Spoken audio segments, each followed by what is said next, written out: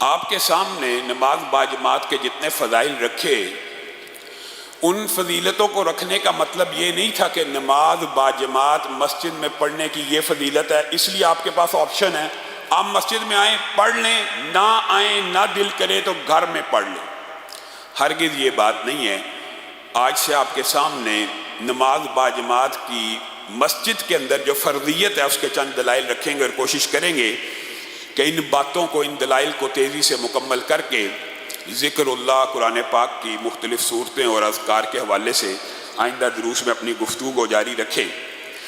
پہلی جو دلیل ہے کہ مسلمان مرد کے اوپر نماز مسجد میں فرض ہے، یہ آپ نے کیا سمجھا کہ مسجدیں بلا وجہ بنتی ہیں اور مسجدوں کے بنانے کی غرض و غایت آپشنل ہے کہ بندہ دل چاہے تو مسجد میں چلا جائے پڑھ لے، دل چاہے تو اپنے گھر میں پڑھ لے، دل چاہے تو آفس میں جا بیٹھا پڑھ لے۔ یہ جتنے فضائل باجماعت کے بیان کیے، عورتیں گھر میں ان فضائل میں شریک ہیں اور عورتیں اپنے وقت مقررہ پہ پڑھیں گی، سارے کے سارے اجر و ثواب کو حاصل کر لیں گی۔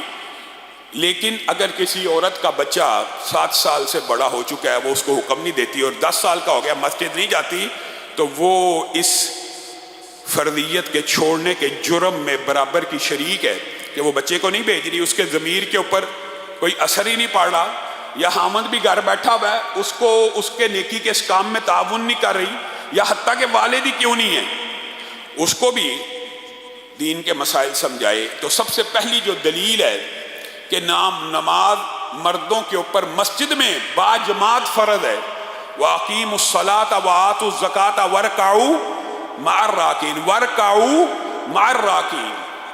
تم نماز پڑھو کن کے ساتھ؟ رکوع کرنے والوں کے ساتھ۔ رکوع کرنے والوں کے ساتھ سے یہ کوئی راکٹ سائنس نہیں ہے، بڑی عام فہم قرآن کی آیت ہے۔ نماز کس کے ساتھ جا کے پڑھنی ہے؟ مسجد میں رکوع کرنے والوں کے ساتھ رکوع کرنا ہے۔ حکم ہی مسجد کا ہے۔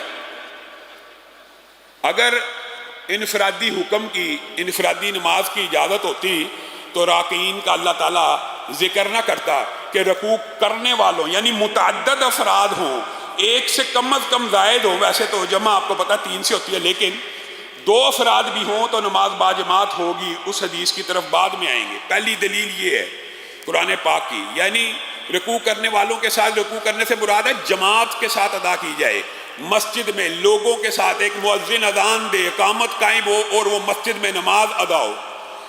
دوسری جو سب سے بڑی دلیل ہے، سورۃ نساء میں آپ چلے جائیں اور یہ سیرت کے باب میں ہم نے آپ کے سامنے صلاۃ خوف کا مفصل تذکرہ کیا تھا۔ صلاۃ خوف کس نماز کو کہتے ہیں؟ جو حالت جنگ میں پڑھی جائے، جو حالت جنگ میں پڑھی جائے، اور اس کا نام ہی کیا؟ صلاۃ خوف۔ خوف کے عالم میں امن نہیں ہے۔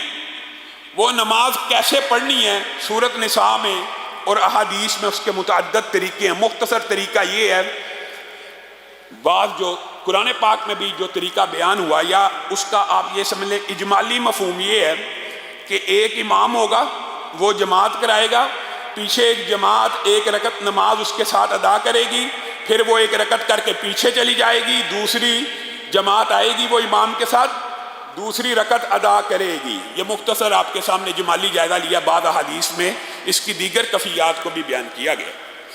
اب آپ نے ایمانداری سے مجھے بتانا ہے کہ یہ صلاۃ خوف قرآن میں موجود ہے، حدیث میں موجود ہے، اور نماز کا نام کیا ہے؟ صلاۃ خوف۔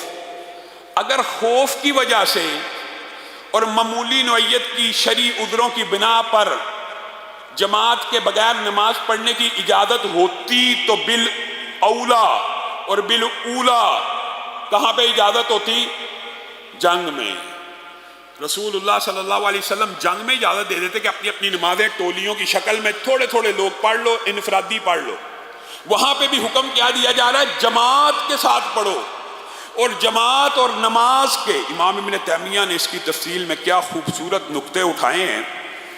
جماعت کی تفصیل اور نماز کی تفصیل میں آپ کو پتہ ہے عمل کثیر سے نماز باطل ہو جاتی ہے۔ یعنی اگر قبلہ رو بندہ کھڑا ہے اور اپنی پشت قبلے کی طرف کر لے تو نماز باقی رہتی ہے۔ اگر اتنا زیادہ ٹریول کرے نماز باقی رہتی ہے۔ اگر امام کے سلام پھیرنے سے پہلے بندہ اٹھ جائے نماز باقی رہتی ہے۔ یہ نماز کے کتنے واجبات ہیں؟ امام ابن تیمیہ نے ان کی ایک فہرست بنائی ہے کہ یہ نماز کے کتنے واجبات ہیں جس کو رسول اللہ صلی اللہ علیہ وسلم نے اور اللہ نے اگنور کر دیا، معاف کر دیے، لیکن نماز باجماعت کو معاف نہیں کیا۔ نماز باجماعت میں شامل ہو جاؤ، یہ جو واجبات ہیں، ایک رکعت پڑھنے کے بعد پوری کی پوری جماعت گھوم کے پیچھے چلی جائے گی، امام کے ساتھ سلام پھیر رہی ہے؟